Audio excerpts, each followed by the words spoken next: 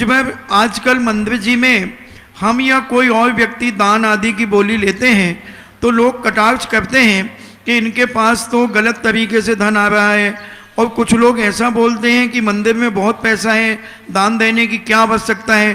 तो ऐसे लोगों को हम कैसे समझाएं? दोनों बातें हैं। गलत तरीके से तो पैसा सभी के पास आ रहा है, सवाल आने का नहीं है, सवाल व्यय करने का है। कम से कम दुनिया गलत तरीके से कमा रही है और गलत तरीके से ले जा रही है। कम से कम का हम कह देना हम भली गलत तरीके से ला रहे हैं, लेकिन भेज तो अच्छे तरीके में रहे हैं। अच्छा तरीका ही तो मैं अपना रहा हूँ, मैं एक काम तो अच्छा कर रहा हूँ कब से।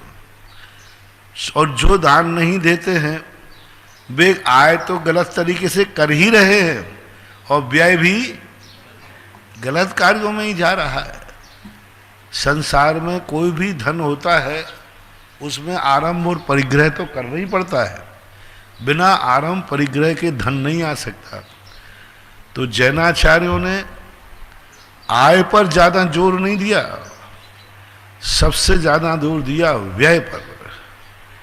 यह नहीं पूछा गया जैन दर्शन में तुमने कैसे कमाया, यह पूछा गया तुमने कहाँ कमाया। कैसे कमाया जाता है ये तो कई तरीके तुम्हारे सरकार से समाज से कानून बना देता है, इस तरीके से कमाओगे, अन्य तरीके से, लेकिन गमाने का तरीका कोई सरकार नहीं बनाती।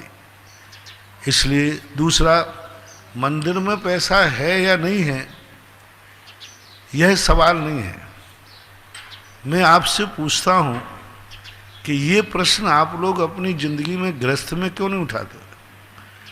आपके घर में खाने को है कि नहीं पहले बताओ सब लोग। हमारे भक्त लोग बताएं भाई, सभी भक्तों के यहाँ खाने पीने को है कि नहीं है? खूब अच्छा है।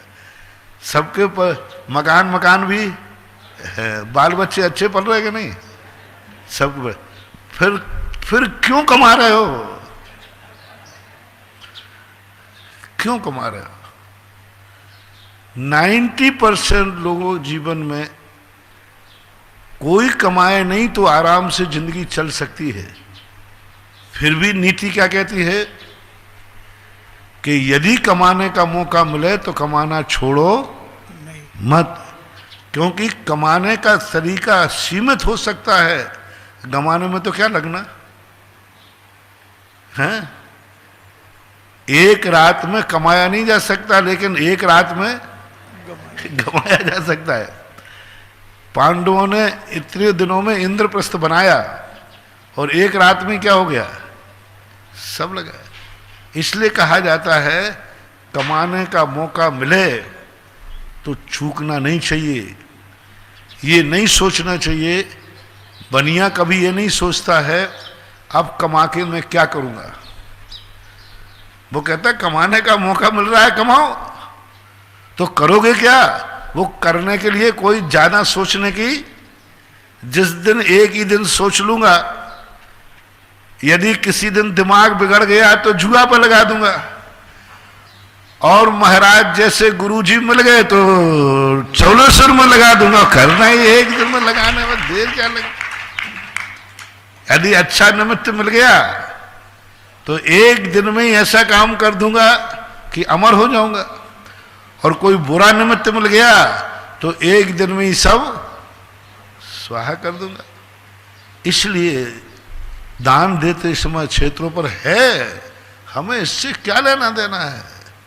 हमारा काम भाव हुआ है कि भगवान पर सोने का छत्र होना है, बात खत्म हो गई। भगवान की बेटी पे काम होना है तो होना है, बस बात खत्म हो गई। मुझे इतना दान देना है सो देना है। मंदिर में पैसा होता है, कहीं गड़बड़ नहीं होता। 99 पॉइंट पैसा जो है, जो मंदिर होते हैं किसी एक व्यक्ति के कब्जे में नहीं होते मंदिर। 99 पॉइंट पैसे का सदुपयोग ही होता है, क्योंकि वहां एक व्यक्ति नहीं होता, कमेटियां होती।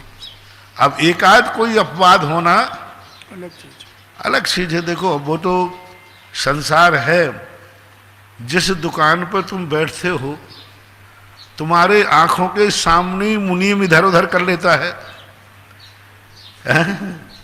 तुम्हारे दुकान पे बैठे तुम्हारा मुनीम, तुम्हारा खुद का बेटा, और तो और तुम्हारे जेब में से ही तुम्हारे घर के लोग पैसा पार कर देते हैं। तो ये संसार में चलता रहता है। अपना काम सामान्य रूप से व्यवस्था देखो, है जहाँ मन कर रहा है, जहाँ जरूरत है वहाँ देना चाहिए और करना चाहिए। इन दुनिया की बातों में मत आओ। यदि तुम कहते हो कि दुनिया की बातों में आकर के, मान लो उसने कह दिया कि तुमने पैसा गलत तरीके से कमाया और गलत तरीके से दान दे रहे हो, ठीक, आपने कहा हाँ भाई बात सही कह रहा है। अब मैं तुम्हारा कोई हूँ और तुमसे कहूँ कि आज से गलत तरीके से पैसा कमाना बंद कर दो, हमारा उसके बिना कमाई हो ही नहीं सकती।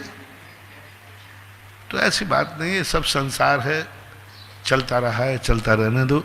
अपने अपन को काम अपना करना है, दुनिया दुनिया अपना काम करती रहती है। वहाँ के